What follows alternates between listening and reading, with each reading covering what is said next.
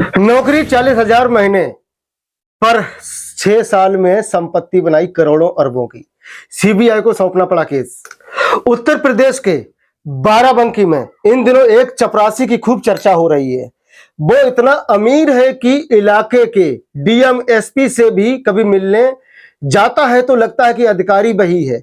जिस गांव में रहता था वहां की आधी से ज्यादा जमीन उसके नाम पर थी।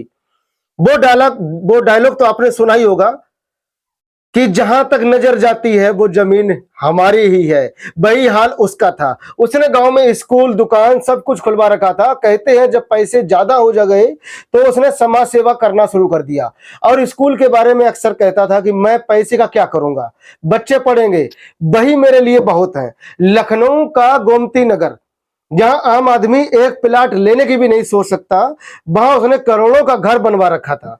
कई प्लाट भी खरीद रखे थे। पड़ोसी इस बात से जलते थे कि 30-40 हजार की नौकरी करने वाला चपरासी इतना अमीर कैसे बनता जा रहा है।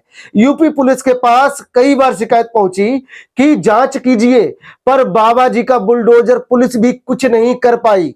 आखिर में केस सीबीआई को सौंपा गया और उसके बाद जो खुलासा हुआ वो हैरान कर देगा। 14 फरवरी को जब सीबीआई टीम यूनियन बैंक में पहुंची तो पता चला कि चपरासी मुन्ना शुक्ला उर्फ सुरेंद्र शुक्ला फील्ड ऑफिसर विजय कुमार गुप्ता के साथ मिलकर लंबे समय से खेल कर रहा था। साल 2016 में जब नोटबंदी हुई थी तब उसने लाखों रिश्वत लेकर नोट बदलवाए। उसके बाद दूसरे के नाम पर भी केसीसी बनवाकर 25 लाख हड़प लिए। लोन से लेकर बैंक के हर काम में वो रिश्वत खाता था।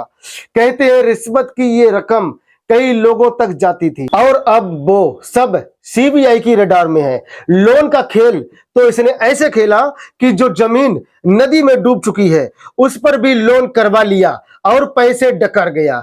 इसका पैतृक घर बाराबंकी के क्यों टोली गांव में है, लेकिन गांव में कम और शहरों में ज्यादा घूमता रहता है। रसूख तो ऐसा था कि 6 साल में ही उसने अरबों की संपत्ति खड़ी कर ली और कोई कुछ नहीं कह पाया। फिलहाल सीबीआई ने गिरफ्तार कर दोनों को जेल भेज दिया है। लेकिन यहां सवाल यह है कि साल 2016 में जब नोटबंदी के वक्त इतना बड़ा खेल चल रहा था तो अखिलेश की पुलिस कहां थी? बाबा की बुलडोजर पुलिस इस केस को क्यों नहीं सुलझा पाई? क्या इसमें भी कोई बड़ा आदमी भी शामिल है जिसकी वजह से एक बैंक क्लर्क और चपरासी के ठिकानों पर सीबीआई को छापा मारने जाना पड़ा? क्योंकि सीबीआई तो अक्सर वही केस हैंडल करती है जिसमें कोई बड़ा बवाल हो।